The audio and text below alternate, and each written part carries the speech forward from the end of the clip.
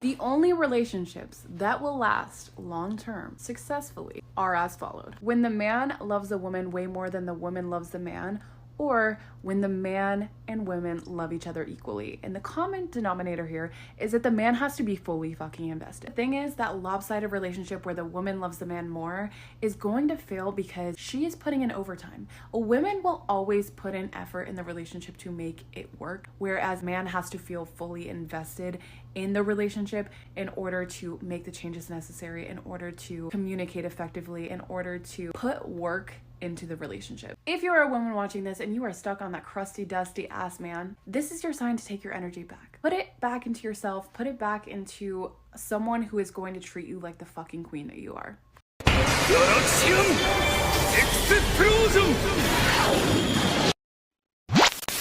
You don't have to marry the first guy that treats you right. You, in fact, don't even have to date or like the first guy who treats you right. You don't have to settle just because you're in your 30s and you feel like you're supposed to settle because some societal norm told you that you're dead and gonna fall over in the grave any moment now. In fact, you never have to settle. You can wait for what you want. I'm sure you've got friends who are married, who are in relationships, but do you want to be with their spouses? No, they're the right spouses for them, not you. Getting married isn't like going to the doctor. It's not some box you check off once a year, once a lifetime. You just, got married. Whatever you want or are looking for is perfectly acceptable. It's perfectly fine. There's nothing wrong with your criteria. There's nothing wrong with your check boxes. There's nothing wrong with searching for exactly what you're trying to find. You don't give up on your weight loss journey. You don't give up on your workout plan. You don't give up on your friends. You don't give up on the career of your dreams. Why are you giving up on love? Why are you settling for less than what you want, what you're actually looking for? Because some troll online told you that you're old and you're gonna shrivel up and guys only want 20-year-olds. Fact check that. Look at Amal Clooney. She bagged the biggest bachelor in all of the world. Don't give up on looking for exactly what you want and going after it.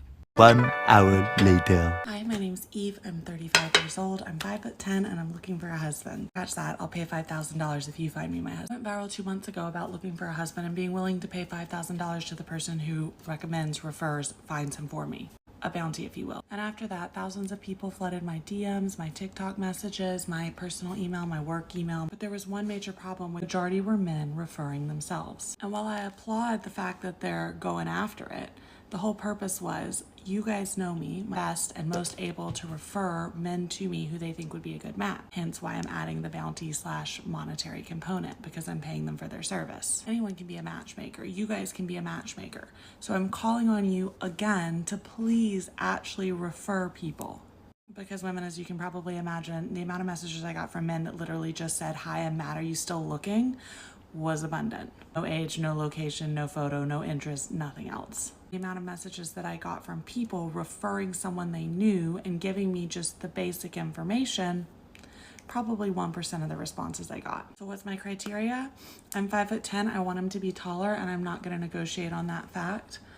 I have a career. I want him to have one and be passionate about it. I don't care what the career is. I'm open to long distance. I'm open to age. I'm open to religion and ethnicity. I describe my perfect person in a nutshell. It's that charismatic, perfect wedding date who's going to both work the room without you, but come to check in, dance with you and your grandmother, grab a beer, but also engage in meaningful conversation on a variety of topics. A penchant for a British man or a Southern man. I don't speak any other languages though, so I'm gonna need him to speak English. I'm gonna need him to want children, love sports, and love animals. You can email me or DM me, but please, please don't email my work.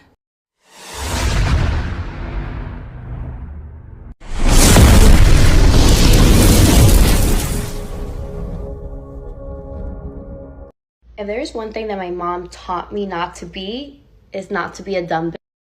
So I'm going to share a piece of advice with you that she gave me that has been helping me dating in my 20s. I'm 22. I am eventually, soon-ish, looking to be in a long-term relationship where I could settle down. AKA marriage, family, all that good stuff. I feel like we see a hoe phase as something very bad, but it's actually really good.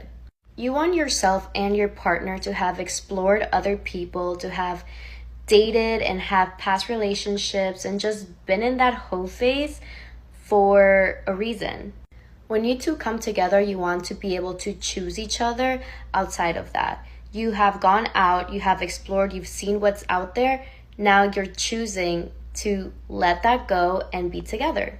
Especially in a man, I don't think you want to have a guy be your husband that hasn't experienced or gone through his hoe phase, because the possibility of cheating, and with women too, but I feel like there's a higher possibility of cheating. This is going to help you and your partner know what you like, what you don't like, what qualities you want in the relationship, what qualities you don't like. Just you learn so much during these phases, and they are honestly parts of your life that help you develop so much. So I don't think it's a bad thing at all that people go through hoe phases. So yeah, that's what my mom told me, and I think it's 10 out of 10 advice. I left my boyfriend and I've been traveling for 10 days and I've slept with 22 people in that 10 days. My goal was 20 and I just hit 22 this morning. It's 1 p.m. now here in Paris and I need to check out because I'm going home. I really doubt I'm going to get another one on the board, either on the plane or like on my layover. So I think 22 is where we're going to cap it out. But how did I go? He's a different breed. He is working day in and day out, trying to create something out of nothing. He spends his waking hours thinking of ways he can be better. He goes to work every single day knowing that if he had the chance to do something different, he would take it. But he stays silent. He does his job because he knows that if he quits, everyone will think he's quitting on them. He is always looking out for others, even though he knows people take advantage of his kindness. He doesn't mind, though, because he knows to be a good human being, you have to help others without ever asking anything in return. He's humble, he's passionate, he's kind. He's the one that, no matter where you are, he's going to do everything possible to meet you there, or he'll die trying. He's the one you want on your team, because one day he's going to shine so bright that anyone who ever wronged him will be so blinded by his success. They won't even be able to be in his presence. Don't ever bet against him.